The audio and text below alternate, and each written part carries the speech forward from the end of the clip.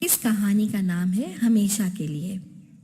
زاہد کے ابو کا انتقال پہلے ہی ہو چکا تھا۔ اب اس کی امی کا انتقال ہوا تو وہ بالکل اکیلا رہ گیا۔ اس کے صرف ایک ہی چاچا تھے جو پانی کے جہاز پر کام کرتے تھے، اسی لیے وہ کسی ایک جگہ پر نہیں رہتے تھے۔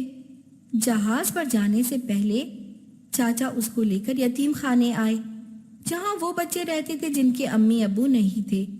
زاہد سوچ سوچ کر پریشان تھا کہ وہ نئی جگہ پر کیسے رہے گا، مگر وہ کیا کرتا۔ یتیم خانے کی عمارت صاف ستھری اور بڑی تھی، جہاں اس کی عمر کے بچے کھیل رہے تھے، کچھ بچے پڑھ رہے تھے۔ زاہد کو انہیں دیکھ کر تھوڑا سا اطمینان ہوا۔ یتیم خانے کی بینچ پر بیٹھ کر اس کو ایک بار پھر اپنے امی ابو یاد آنے لگے۔ اس کا امی سے کھلونوں کے لیے ضد کرنا، حلوے کی فرمائش کرنا، بیماری میں امی کا گھنٹوں اس کے ساتھ بیٹھ کر کہانیاں سنانا، پھر صبح صبح اسکول کی تیاری کے لیے امی ہی تو اٹھاتی تھی۔ زاہد کو خیال آیا کہ اس نے کبھی سوچا نہیں تھا کہ صبح سے شام اور پھر رات تک اس کے سارے کام امی کی مدد سے ہو رہے تھے۔ پھر اس کی آنکھوں کے سامنے ابو کی تصویر آ گئی، ابو جن کی انگلی پکڑ کر وہ سڑک پار کیا کرتا تھا۔ کبھی کبھی وہ دیر سے آتے تو زاہد ناراض ہو جاتا، پھر ابو اسے مناتے تھے۔ چھٹی والے دن سمندر کی سیر سے کم پر وہ مانتا ہی نہ تھا۔ ابو اسے ہر جھولے پر بٹھاتے جس کی طرف وہ اشارہ کرتا۔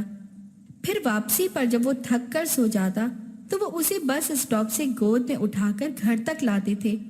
ایسے میں اگر اس کی آنکھ کھل جاتی تب بھی وہ سوتا بنا رہتا۔ ابو کی گود اتنے مزے کی چیز جو تھی۔ اب زاہد کی آنکھوں سے آنسو بہے جا رہے تھے۔ اس کے چاچا نے اسے گلے لگا لیا اور پوچھا، زاہد اتنا کیوں رو رہے ہو؟ زاہد بولا، چاچا جب امی ابو زندہ تھے تو مجھے کبھی خیال ہی نہیں آیا کہ وہ دونوں مجھ سے کتنا پیار کرتے ہیں، میرا کتنا خیال رکھتے ہیں۔ اب جب وہ نہیں ہیں تو میں انہیں بتانا چاہتا ہوں کہ وہ مجھے بہت اچھے لگتے تھے۔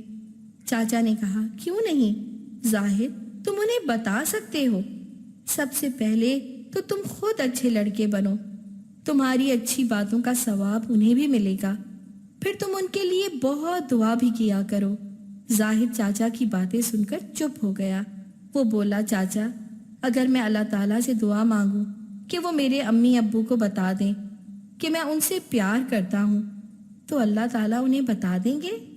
چاچا کہنے لگے، کیوں نہیں، اور تم دعا کرو کہ اللہ تعالیٰ ہم سب کو جنت میں جمع کر دے۔ زاہد خوشی سے بولا، ہم ایک بار پھر مل سکیں گے؟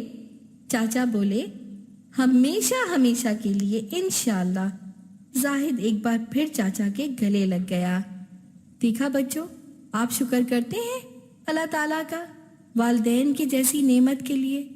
کتنا پیار کرتے ہیں، کتنا خیال کرتے ہیں ہمارا، اور ہم ان کی قدر ہی نہیں کرتے۔